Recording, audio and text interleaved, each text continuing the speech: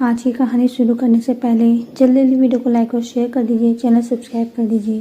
23 अगस्त 2025 की दोपहर लगभग 2:45 बजे मैसूर के पास सालिग्राम कस्बे की एक साधारण सी लॉज में एक बेहद खौफनाक वारदात की शुरुआत होती है।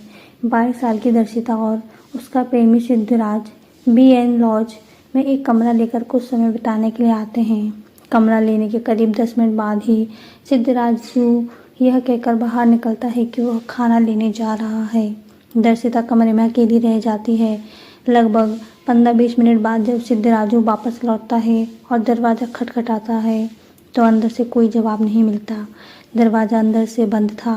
घबराकर सिद्धराजू लॉज के मैनेजर के पास पहुंचता है। मैनेजर अपनी मास्टर चाबी से जैसे ही कमरा खोलता है, सामने का नज़ारा देखकर दोनों की आंखें फटी की फटी रह जाती हैं।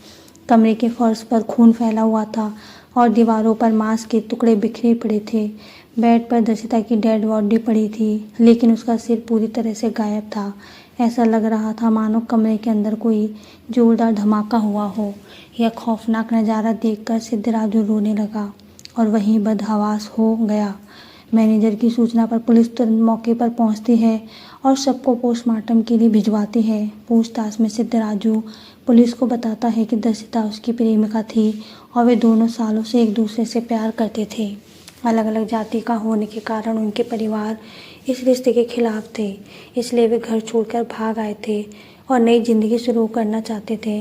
लेकिन पुलिस की पड़ताल में जब सच्चाई सामने आई तो कहानी का रुख ही बदल गया। असल में दर्शिता पहले से शादीशुदा थी और उसका एक 2 साल का बच्चा भी था।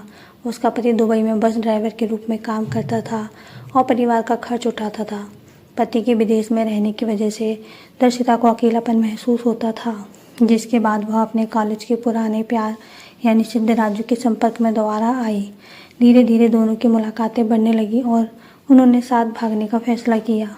पुलिस की पूछताछ के दौरान सिद्धराजू ने एक अजीब कहानी बनाई। उसने पुलिस को बताया कि दर्शिता को हमेशा फ़ोन चार्जिंग पर लगाकर लंबे समय तक बातें करने की आदत थी। उसने दावा किया कि दर्शिता की मौत कोई साजिश नहीं बल्कि चार्जिंग पर लगे फ़ोन में अचानक हुए ब्लास्ट का हादसा है।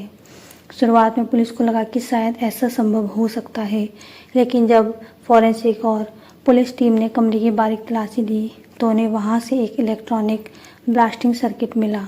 यह कोई आम सर्किट नहीं था। इसका इस्तेमाल आमतौर पर खदानों में पत्थर तोड़ने या हैवी ब्लास्टिंग के लिए किया जाता था। कमरे में इस ब्लास्टिंग का सर्किट मिलना पुलिस के लिए सबसे बड़ा सुराग बन गया और यह साफ हो गया कि यह कोई फ़ोन ब्लास्ट का हादसा नहीं बल्कि एक सोची समझी हत्या थी। मैसूर पुलिस ने तुरंत पड़ताल को आगे बढ़ाते हुए केरल पुलिस से संपर्क साधा। वहां से पता चला कि हाल ही में दर्शिता के ससुराल वालों ने घर से 240 ग्राम सोना और 5 लाख नकद चोरी होने की रिपोर्ट दर्ज कराई थी। इसके साथ ही एक और बेहद अहम कड़ी सामने आई। सिद्धराजू दर्शिता के ससुराल वालों की ही मार्बल फैक्ट्री में काम करता था। इतना ही नहीं, सिद्धराजू को खदानों में इस्तेमाल होने वाले ब्लास्टिंग सर्किट और डेटोनेटर का इस्तेमाल करने का पूरा अनुभव था। अब पुलिस के सामने सारी कड़ियाँ साफ हो चुकी थी।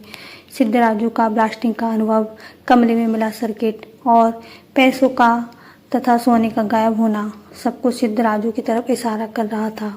जब पुलिस ने कड़ाई से पूछताछ की तो सिद्धराजू टूट गया और उसने अपना जुर्म कबूल कर लिया।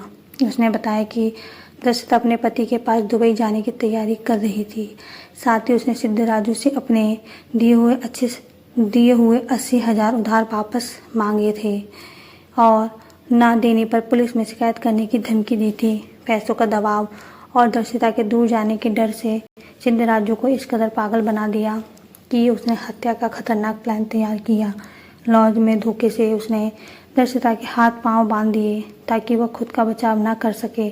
इसके बाद उसने खदान में इस्तेमाल होने वाला शक्तिशाली ब्लास्टिंग सर्किट दर्शिता के मुंह में रखा और उसे अपने मोबाइल फ़ोन के ट्रिगर से कनेक्ट कर दिया। कमरे के बाहर जाकर उसने ट्रिगर दबाया, जिससे ब्लास्ट हुआ और दर्शिता का सिर उड़ गया। इसके बाद उसने बाहर आकर मासूम बनने का नाटक किया। सिद्धराजू को पुलिस ने तुरंत गिरफ्तार कर लिया और मामला अदालत के सुपुर्द कर दिया गया। हालांकि घर से चोरी हुए सोने और नगद पैसों का रहस्य पूरी तरह नहीं सुलझ सका, लेकिन सिद्धराजू का यह घिनौना चेहरा दुनिया के सामने आ गया। यह दिल दहला देने वाली वारदात हमें सोचने पर मजबूर करती है कि अंधा प्यार गुस्सा और धोखा इंसान को किस बर्बरता तक ले जा सकता है।